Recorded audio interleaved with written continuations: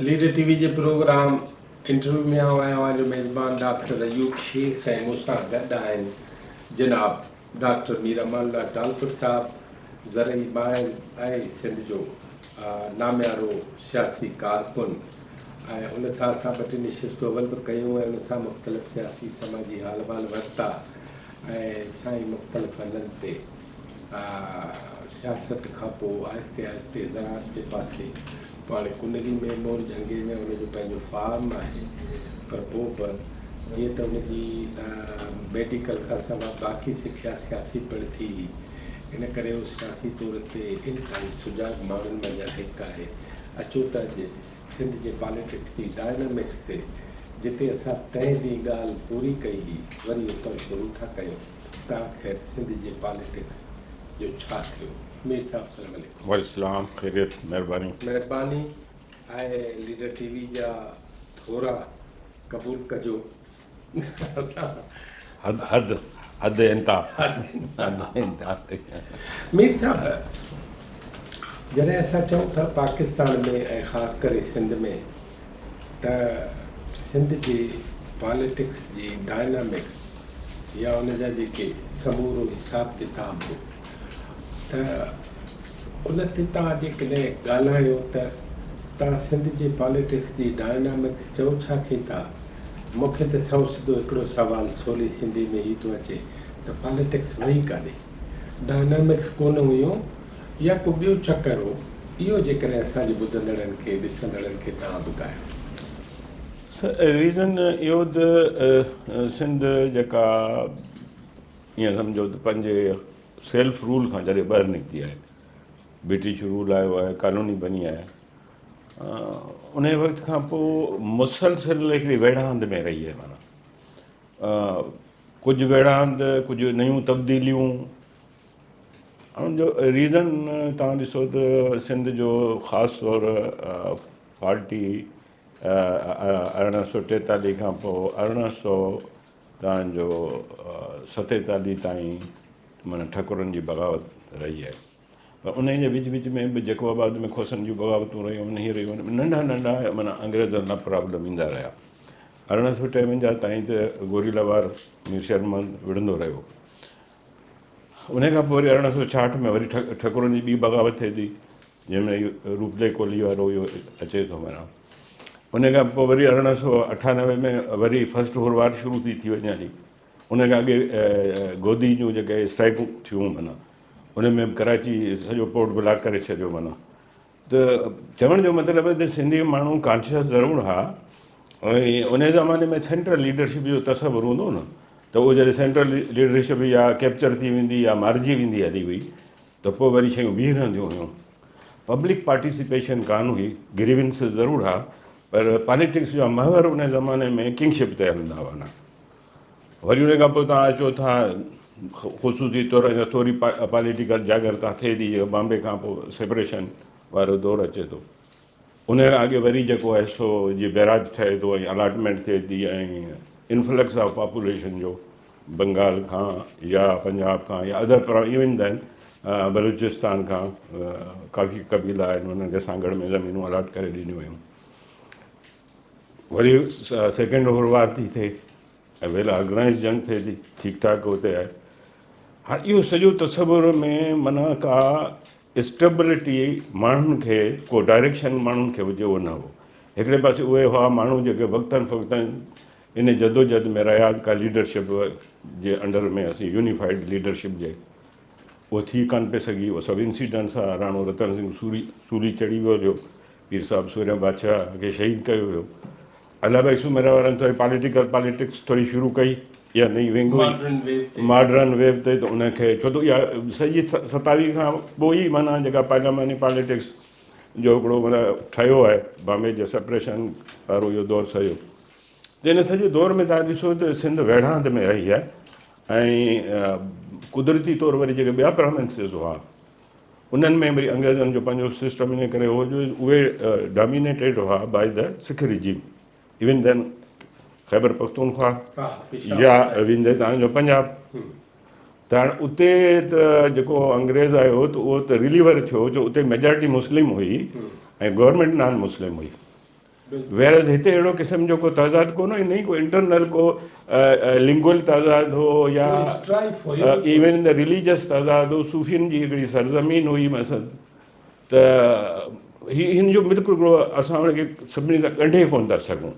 त ॿिनि प्रोविंसिस हुननि खे as a reliever British government सां कुलो कुले में मिलाए बीह रही हर हंधि जिते बि हुनखे ज़रूरत पई पए।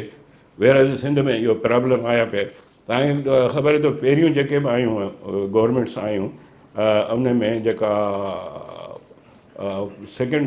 फस्ट हुरवार थी, उन खां पोइ ब्रिटिश वारनि इहो करे छॾियो त सिंधी माण्हुनि खे मिलिट्री में शामिलु न कयो। उनखे अॻे शामिलु हुआ, छाजे करे जो ही जेॾी महिल ॿाहिरि नेशनलिस्ट आहिनि, जिते को गदर वारी लड़ाई थिए थी, तव्हांखे यादि गदर वारी जेका लड़ाई लॻी उन में 110 माण्हुनि खे तोबुनि जे मुंहं में सिंध जे जेके आर्मी जा माण्हू हुआ जिन रिवोल्ट कयो मसइलो। हा, इहे पंहिंजो माना इहा 1857 में, हालांकि उहा गदर जी जेका उहो जेको इहो थियो पंहिंजो मूवमेंट, उहा बि उते इंडिया में थी, दिल्ली में थी, पर सिंधी माण्हुनि ॾिठो मौक़ो ॾिठो त भई हिन में को विड़ी सघूं था, त चवण जो मतिलबु आहे त मुसलसिल या जेका जदोजहद जे करे असां जेका उन वक़्त जी इंपीरियलिज़म हुई उन्हनि असांखे हिकिड़े क़िस्म जो लीको घुमाए छॾियो त हिननि खे कंहिं बि क़िस्म जे सिस्टम सां इंगेज कोन करिणो आहे। नंबर ॿियो, हिते जेका आहे सा लाजमगर उहा लीडरशिप मेजॉरिटी मुस्लिम्स जी हुई उन में, ऐं जॾहिं हिते अंग्रेज़ कोशिशि कंदो हमेशह त डिवीजन करियां पॉपुलेशन जी, त पोइ उन वक़्तु अर्बन पॉपुलेशन जेका हुई उहा लाजमगर हिंदू स्पीकिंग हुई, त उन्हनि खे प्रिविलेज ॾिनो मसद, ऐं एजुकेशन में सर्विसिस में वॾो हिसो हो। हाणे जेका सेकेंड हुरवार असांजी ख़तमु थिए थी ऐं पीर साहिब जन जी शहादत खां पोइ जेको पीरियड अचे थो, वरी हाणे पाकिस्तान अलॻि ठहे थो, त उन टाइम ते सिंध मुकमिल तौरु पॉलिटिकली लीडरलेस आहे। कंहिं बि हिसाब सां ओॾी महिल हिकिड़ो ग्रुप आहे मुख़्तलिफ़ माण्हुनि जो, पॉलिटिकल एथिक्स उन वटि ज़रूरु हा उन वक़्त जा, छो उन वक़्तु जेको थोरो फ्यूडल जेको सिस्टम जी वॾेर को निज़ाम चऊं उहो हो, त वॾेरे कल्चर जा कुझु नॉर्म्स हुआ, भई जंहिं इलाइक़े खे रिप्रेज़ेंट करियां थो त कम से कम उन्हनि सां सिंसियर हुजां। अॻे जे वॾेरनि में सियासी इख़्लाक़ हो, ऐं तव्हां ॾिसो त उन टाइम ते वेंदे 70 ताईं, वेंदे भुट्टे साहिब जी गवर्नमेंट ताईं बि माण्हुनि में जे तव्हां ॾिसो त जेके ॿधबा हुआ या उन्हनि खे मतिलबु मुख़्तलिफ़ जेके एबडो लॻा, पराडो लॻा या ॿिया लॻा, उन में करप्शन जो इल्ज़ाम कोन थो अचे, इख़्तिलाफ़नि जो अचे थो, ऐं बीह रहंदा वञी वञे जे ख़िलाफ़ु कोड़ो साहिब बीह रहियो पहिरें दौर में, पोइ वरी कंप्रोमाइज़ कई, पर उन ज़माने में घणनि माण्हुनि सहियूं कोन कयूं। मिसाल मीर ग़ुलाम अली उहो स्पीकर हो, उहो उन इनकार कयो वञी वञण जी ते सही करण जे लाइ, उनखे अरेस्ट करे मिठी, ऐं मिठी उन ज़माने में ईअं हो सम्झो त सफ़ा जी काला इहो काला पानी उहो ख़ुदि असांजो मामू उन ज़माने में मेरी मां बख़्श MP हो, ऐं उहो बि जेको आहे सो मिनिस्टर बि हो उन टाइम ते, उहो बि अरेस्ट थी वियो, उहो बि मिठी जेल में। मुंहिंजो वालिद साहिबु उन ज़माने में MLA सॾिबा MLA हो, उन ते हिकिड़ो मर्डर जो जुड़तू केस थियो, उहो 2 साल एब्सकांडर हो माना, पर मतिलबु चवण जो उन टाइम ते बि पॉकेट पर्सनल कैपेसिटी में माण्हू पंहिंजा हुआ, पर उन्हनि जा हिकिड़ा आदर्श हुआ। उहो कल्चर असांजो हलंदे हलंदे ख़ासि तौरु जॾहिं ज़िया साहिब जो पीरियड आयो आहे, मिलिट्री गवर्नमेंट जेका वरी हिन टाइम ते आई आहे, उन टाइम ते आई आहे, उन टाइम ते पहिरियों दफ़ो लोकल गवर्नमेंट जे थ्रू माहौल उहो कल्चर आहे, ऐं सम्झा थो उन जा बुनियाद मुख़्तलिफ़ हंधनि ते चेंज कया विया सिंध जा। ईअं चवंदा आहिनि त थोरी चूड़ियूं ढिलियूं कजनि, एजुकेशन में बि थिया, न त असांजी जेका एग्ज़ाम्स हूंदा हुआ बोर्ड जा, असीं हुन ते स्टूडेंट हुआसीं त तसवुर ई कोन हूंदो कापी जो, ऐं स्कूलनि में गवर्नमेंट स्कूलनि में ई पढ़ियासीं सभई। तव्हां जेके बि इंटरव्यू करियो था उहे सभई जेके नॉलेजफुल माण्हू आहिनि पुराणा, उहे सभु गवर्नमेंट स्कूलनि मां पढ़िया आहिनि, विभिन्न ॻोठ जा गवर्नमेंट स्कूलनि में तइलीम जो इहे शयूं हासिलकार ख़राबु कयूं हुयूं हिकिड़ो अहिड़ो जनरेशन पैदा करण लाइ त जेका शायदि कॉम्पीट न करे सघे। ऐं पॉलिटिक्स में पहिरियों दफ़ो इहो लोकल गवर्नमेंट जे थ्रू आगट्राए जा ठीकनि जो बिस्मिल्लाह रहमान रहीम हितां थी आगट्राए जे ठीकनि जी ऐं पोइ इहा शयूं आहिस्ते आहिस्ते पॉलिटिकल कल्चर में वधंदियूं वयूं ऐं असां वटि हिकिड़ो न्यो माना इंडक्शन थियो पॉलिटिक्स में जेके बेसिकली उन्हनि जा उहे पॉलिटिकल रूट्स पंहिंजी धरती सां जुड़ियल कोन आहे या पंहिंजे इलाइक़े सां धरती चलो हिकिड़ी अलॻि अञा वॾो हिकिड़ो टर्म आहे माना ॿी थी निकिरे माना ॿी थी निकिरे पर रुॻो पंहिंजे इलाइक़े सां बि उनजी सिंसियरिटी हुजे या उन्हनि माण्हुनि जे इशू सां सिंसियरिटी हुजे उहा कान हुई माना मीर साहब हिकिड़ी ॻाल्हि ॿुधायो 1885 में कांग्रेस थी ठहे सिंध त अची वई 1853 खां बॉम्बे में ठीकु आहे उन में बॉम्बे खां आज़ादी मिली असांखे 1936 में ठीकु आहे 11 सालनि खां पोइ असां वरी पाकिस्तान जी स्कीम में शामिलु थियासीं ठीकु आहे हाणे 1843 खां वठी असांखे हिकिड़ा पढ़ियल ॻढ़ियल हिंदू था मिलनि ऐं हिकिड़ा सरकश माण्हू था मिलनि जेकॾहिं घोटकी में सरकश माण्हू मिलनि था जिन खे अंग्रेज़ या मुग़ल चवनि था त इहे निभागा नामुराद लफ़्ज़ लिखियो अथऊं तारीख़ मज़हर शाहजहानी में ईअं सॼी सिंध में शिकारपुर में चांडका परगणे में दादू जे पासे ख़ुदाबाद हाला तव्हांजे पासे हिकिड़ा नामुराद हुआ 1885 में कांग्रेस ठही थी त सिंध में किथे बि कंहिं नामुराद कंहिं सरकश कंहिं अंग्रेज़ मुख़ालिफ़ माण्हूअ खे वटि हिकिड़ो गॾप जो हिकिड़ी पार्टी ठाहिण जो अहसासु कोन्हे इंडिविजुअल माण्हू इंडिविजुअली तव्हां भलायो हा ईअं इंडिविजुअली तव्हां सलाम कयो सूरे बादशाह खे इंडिविजुअली अला बख्श उमरे हुनजो रीज़न हो हा रीज़न हो त एडल्ट फ्रेंचाइज़ वोट हो ई कोन उन ज़माने में हा उन ज़माने में माना उहे जेके टैक्स पेयर हुआ या ढल ॾींदड़ माण्हू हुआ ऐं डायरेक्ट कैंडिडेट इलेक्ट कोन थींदो उहो वरी जेका लोकल गवर्नमेंट काउंसलर्स आहिनि उहे चूंडबा हुआ उहे वरी ढल ॾींदो अच्छा उहे वरी डायरेक्ट MP MLA न चूंडींदा उहे वरी चूंडींदा हुआ काउंसिल मेंबर माना जेके पंहिंजी पंचायत जो उन ज़माने जो निज़ाम जेके लोकल बॉडी गवर्नमेंट चऊं था उहे चूंडींदा उहे MLA खे चूंडींदा माना ठीकु थियो त पब्लिक सां त कनेक्शन हो ई कोन माना हलो हाणे 70 ताईं असां ईअं रहियासीं ठीकु आहे मूंखे हिकिड़ी ॻाल्हि त ॿुधायो इन 70 खां अवल जे एडल्ट फ्रेंचाइज़ या हिकु माण्हू हिकु वोट जो सिस्टम न हो त उहो बंगालियुनि लाइ बि हो न एग्ज़ैक्टली ठीकु आहे उहो पंजाबियुनि लाइ बि हो उहो पश्तूननि लाइ बि हो पश्तून पार्टी था ठाहिनि नेशनल अवामी पार्टी जे नाले सां जंहिंमें बलोच बि खणनि था प्रीडामिनेंटली बलोच ऐं पश्तून उन में वधीक आहिनि पंजाबी बि आहिनि सिंधी बि पर थोरा ईअं बंगाली अवामी लीग था ठाहिनि ऐं अवामी लीग ठाहे उनजो मंतक़ी अंजाम तव्हां ॾिठो त हू 6 पॉइंट्स ते आया ऐं पोइ नेठि मुल्क जुदा थियो जनरल जया ऐं ॿियनि जे कारनामनि जे करे ठीकु आहे सिंध में स्ट्रगल त आहे तव्हां जे हिसाब सां त हर 10 साल को न को असांजो माण्हू बि क़तलु थियो आहे पोइ किथे रूपलो आहे किथे अला बख्श आहे किथे सूर्य बादशाह आहे किथे फाज़िल साहब आहे किथे मीर मुर्तज़ा आहे किथे बेनज़ीर भुट्टो आहे किथे ज़ुल्फ़कार अली भुट्टो आहे किथे नज़ीर अब्बासी आहे इहे सभु आहिनि न इहे पार्टी न आहिनि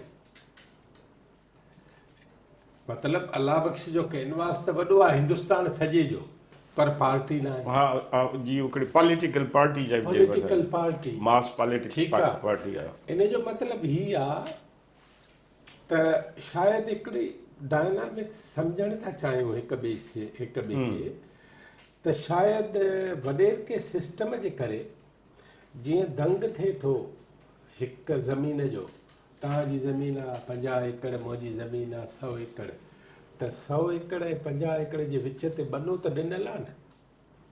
तव्हां पंहिंजी मर्ज़ी जो फसल था पोखियो, मां पंहिंजी मर्ज़ी जो फसल था पोखियां। तव्हां हारियुनि सां पंहिंजे रवैये सां था हलो, मां बि हारियुनि सां पंहिंजे रवैये सां थो हलां। तव्हां पंहिंजी ज़मीन में उन्हनि खे झोपड़ी या कचो घर ठाहिण जी इजाज़त ॾियो था, मां नथो ॾियां। पाणी जेको आहे तव्हां ॿिए माण्हूअ सां साज़बाज़ करे पंहिंजी ज़मीन लाइ वठो था, मुंहिंजी ज़मीन खे थोरो ॾुखियो था कयो, त उहो बि त ज़ात ते आहे न। सही। शायदि इन वॾेर के सिस्टम जे करे ईअं हुजे। सर इन बंगाल जी जेकॾहिं इवोल्यूशन ॾिसूं था न total it was the land of disasters. ठीकु आहे। सदाईं हुते 23 हुते नदियूं आहिनि, पाणी आहे। हा, ॿोॾूं साइक्लोन ज़ोन अहिड़ी हुई। ऐं हू ग्रीन बेल्ट पियो त उन सां गॾु पॉपुलेशन बि तमामु घणी हुई। तव्हां ॾिसो त मुस्लिम लीग जो जेको पहिरीं ठही ठहे थी थी उन्हनि ई ठाही त आहे। उन्हनि ई ठाही आहे। हा। माना कॉन्शियसनेस हुननि खे असांखे अॻे तव्हां बरे सगीर जूं जेके बि जंगूं थियूं आहिनि माना उन में वधि अंग्रेज़ जंग ते वधीक माना उनखे एडमायर कयो आहे, त उहो तव्हां ॾिसो बंगाल खे कयो आहे। तव्हां उन्हनि जा जेके म्यूज़ियम्स आहिनि, वञो त ब्रिटिश म्यूज़ियम्स उन में वञो त ॿियनि सभिनी जा कार्नर आहिनि, पर हिकिड़ो पूरो माना हॉल जेको आहे उहो टीपू सुल्तान जे नाले सां, शेरे बंगाल सां लॻो पियो। बाक़ी कार्नर आहिनि। हा। बसि जेकॾहिं हीअ कुंड हिकिड़े कंहिं मुल्क जी आहे, रियासत जी आहे, हीअ ॿिए वाहिद तव्हां हुते वञो त हिकिड़ो पूरो ईअं सम्झो त कमिरो आहे, वॾो हॉल आहे, उहो सॼो जो सॼो टीपू सुल्तान ते। त चवण जो मतिलबु आहे त बरे सगीर मंझि अंग्रेज़नि जीअं फाल थियो, पंहिंजो बंगाल फाल थियो, उन खां पोइ बाक़ी रियासतुनि में हुन देरि कान कई। माना पोइ आया असांखां 50 साल अॻे ई हुते फतेह थी आहे। असां लास्ट असां हाज़ी सिंध बैरियर हो, सिंध खे क्रॉस करण खां पोइ के पंजाब वग़ैरह सभई अंग्रेज़ फतेह करे। फाटक हिते हो, फाटक हिते अञा बि उन्हनि खे हो त रजिस्ट थींदो असांखे। माना त सेकेंड ऐं जेकॾहिं असीं सम्झूं त ब्रिटिश जे लाइ जेकॾहिं प्रॉब्लम हो त बंगालियुनि खां पोइ वरी हुननि खे इहो हो त हितां खां हुननि खे 50 साल अॻे डिफीट ॾिनी अथऊं, असांखे वरी 50 साल ऑलमोस्ट पोइ हिते हिननि कयो आहे। ऐं असांखां पोइ हुननि खे रजिस्ट मिलियो कोन्हे। हालांकि रणजीत सिंह जी वॾी मिलिट्री फोर्स हुई, कंपेरेटिव टू सिंध एतिरो को माना कोन हुओ त अंग्रेज़नि वारी जंग थी लॻे। सिंध जी पॉपुलेशन टोटल 16 लख आहे, हेॾी वरी का पॉपुलेशन बि कान्हे। माना त चवण जो मतिलबु त हिकिड़ो त उहो सम्झणु खपे त हुननि जी जेका इवोल्यूशन आहे, क़ौमूं हमेशह जिते सख़्ती में निकिरंदियूं आहिनि उहे ई जेके आहिनि पोइ वरी मिलिटेंट या यूनिटी या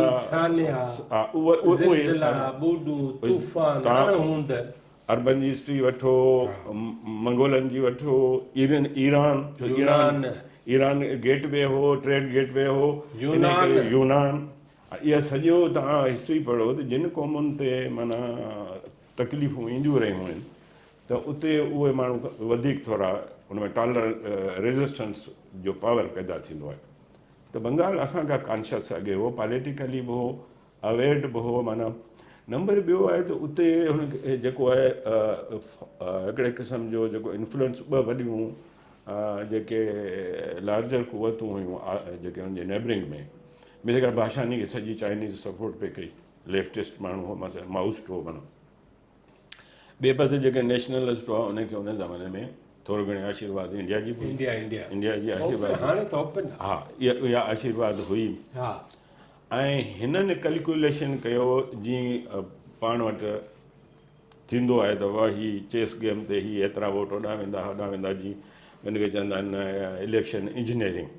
इलेक्शन इंजीनियरिंग में जेका हिननि खे रिपोर्टूं ॾिनियूं वयूं त भाई हेतिरियूं ही पार्टी कटींदी, एतिरो ही खटींदी। लास्ट 11th आवर ते माना भाषानी जेको आहे उन ऐलान कयो त बाबा असीं डिवीजन वोट नथा चाहियूं। ऐं तमामु थोरो टाइम हो जो हीउ डिसीजन न वठी सघिया ऐं असां अनकंडीशनली अवामी लीग खे सपोर्ट था कयूं। इट वॉज ए सरप्राइज़िंग माना हो। ऐं कुझु हालात शायदि अहिड़ा जो ही पोस्टपोन न करे सघिया छो टाइमिंग तमामु तव्हां ॾिसो नेरो टाइमिंग आहे।